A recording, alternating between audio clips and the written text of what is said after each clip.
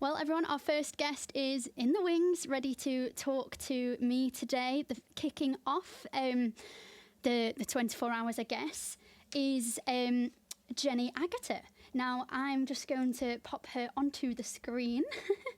Here we go. Hi, Jenny. How are you? I'm fine, thanks. And congratulations on doing this. Are you nervous? Yes. 24 hours to go. It's very lovely to be your first guest of the 24 hours. So thank you very much for inviting Recording me. in progress. Thank you. Yeah, and I feel like I am more nervous about the tech, doing this all on a little laptop. The speaking, I feel, because I can chat, isn't as nerve-wracking, but I do really appreciate you joining. So for those... I remember when we were in the middle of COVID, and everybody had to use social media and use Zoom and all the rest of it. We did stuff we call the Midwife, and we used to end up sideways on and upside down, and people wouldn't get onto the screen. But it looks like you've got it all really worked out. Yeah, well, I hope so. So for those of the listeners, the viewers that don't kind of know your link with cystic fibrosis, do you want to share why you're an ambassador for the CF Trust and kind of why you're supporting the charity? Yes, it's because it's in our family.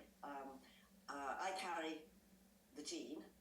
My husband didn't, so our son doesn't have it. However, I first knew about it when my brother's first child was born, which was Rachel, my lovely niece. And it took a while to work out she wasn't putting on weight, and they didn't know what was wrong, and it took a while because at that time we didn't have the heel prick test, and it turned out she had cystic fibrosis, something I knew nothing about at all at that time. So that's I'm trying to think how old she is now, 40 something, and it's a while back, knew nothing about it, and then had to go through at that point a real kind of discovery as to what CF was. And of course, the prognosis 40 years back was quite different than it is today, because there's so many changes and so many different things. So at that point, I started to understand something about it. My brother and Caroline did all of the things that were important that one understood, exercise and the medications and things, which have changed very much. And just to take it through that 40 years very quickly, there's been a lot of progress. I have been very involved with the CF Trust as a trustee for a period of time. I've seen it in America. When I was in America for 7 years, it wasn't a part of my life so much, but back in the UK, it really was. And wanting to raise money for it, but seeing all those changes has been fantastic. And my niece is on a medication that has made the biggest difference to her life. I mean, it's not there for everybody with CF, but for her particular gene, it has been, and that's Drafter, and it's been wonderful. What one hopes through what you're doing today, more awareness, more research, going further, that everybody, more people will be able to have the benefits that come from that research, and that at one point we will be able to be complete control and give people long, healthy lives, just like everybody else, as opposed to fighting all the time. And that's my interest. Yeah. Yeah. And I think people with CF have such a resilience, but such a, just like they grab life, they take every opportunity and like love it to the maximum. I always think of, being grateful for just being able to breathe. And last year I was in hospital and I was unwell, and I thought, gosh, I'm not breathing as well. But when you strip it back, I think CF people are so grateful for the littlest things, because it's been so hard to be able to do those little things. There is, I must say, I've met so many, I just know so many people with cystic fibrosis. We have two, my niece has CF, and also another niece's child has CF. So we've got it in the family. It's come again. And there is an absolute, as you say, desire to really take every minute and enjoy it. And I think a lot of times, we don't appreciate enough just the fact that one can breathe freely and be comfortable and be healthy. And it takes periods of time. I mean, for myself, if I've got a cold, once I get over the cold, I think, oh, thank goodness for that. But with CF, you're permanently knowing that those dangers, those difficulties are there. I mean, do you take a lot of medication? Do you do a lot of physio? Yes, absolutely. And I think even the new modulators that I'm able to benefit from don't eliminate the treatment burden. They are lovely, but there is still quite a lot. I still do physio twice a day. I'll be doing it on the podcast because it's a 24-hour podcast, so I'll still need to be doing my medication. And it is, especially wintertime, it's a very worrying time when there's coughs and colds and you're constantly asking people, are you well? Oh, do you mind if we leave it and cancel that plan or things like that? It's always, like you said, in the, I would say back of your head, but I almost think front of your mind, thinking, I'm navigating here, this is a busy train, people are coughing, am I going to get that? Things like that. Yeah, absolutely. I mean, I always thought, again, during COVID, that what they really needed to do is get hold of the CF community and say, how do you cope with it? Because that's the way to cope with that. You know, because as you say, you're always aware of someone coughing, getting infections, people not having their flu injections during the winter, all of those different flus and viruses that are there, and it's scary. I mean, it really can be very scary. But again, by the same token, you want to be able to live your life fully and get on with it as much as you can. Yeah. And it's so lovely seeing you do that, and you're grabbing this opportunity of doing that and talking. How many people are you going to be talking to over the next 24 hours? About 38. Wow! There's going to be a few people here in the room chatting to me, and across the world as well. In the middle of the night, our time, there'll be some people from Australia and New Zealand talking to me who are also affected by cystic fibrosis. So it's been great to organise and get everyone involved, and I think I'm a little bit calmer now that everything's working and it's all good. I love your yellow. That's great. I'm really sorry not to be wearing yellow. I'm not at home actually. I'm meant to be doing granny duties today.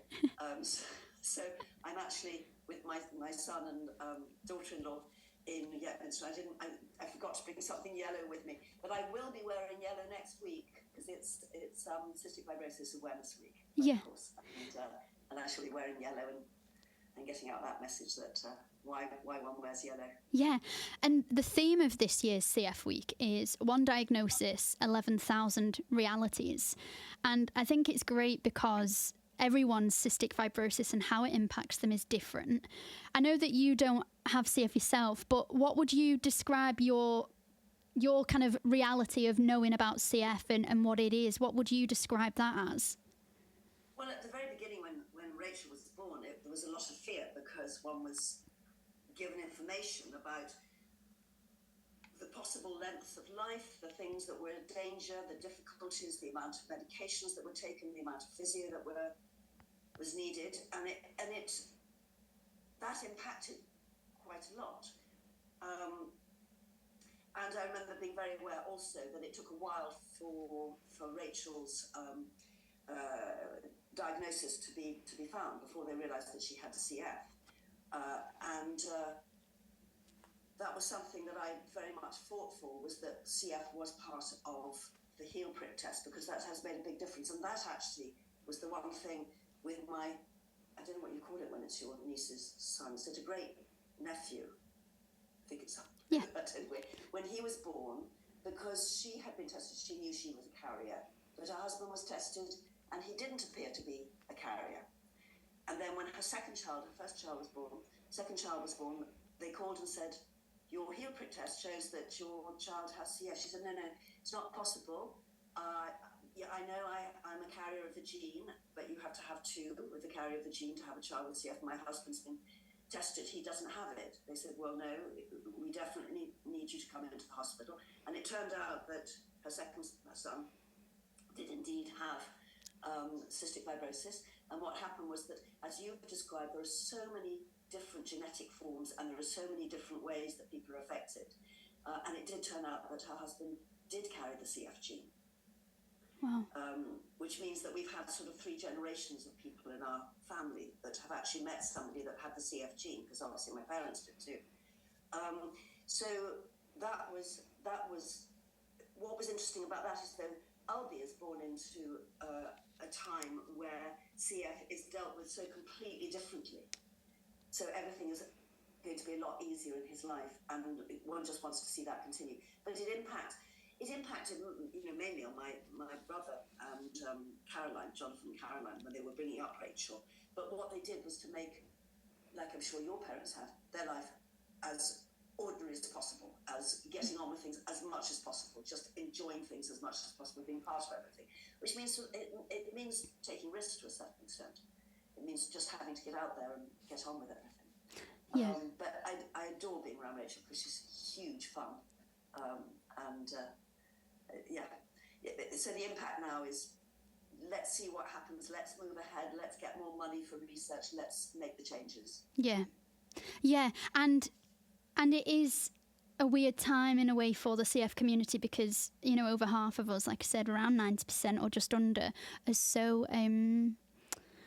optimistic, and there's a lot of research going, but then there is this just over 10%, and those people aren't a statistic, they're not the 10%, they're people, and unfortunately they haven't been able to take this because of the rarer mutations or the mutations, and so it's kind of difficult because on one hand you might be happy, but then your heart breaks for these other people. So it's a very odd time where research is really needed so that we can all then be happier and more optimistic. Yes, because I've lost friends as well, with CF, and that's devastating. So yes, absolutely, we're optimistic, but there's still a battle to go on. Yeah. And it is about information, and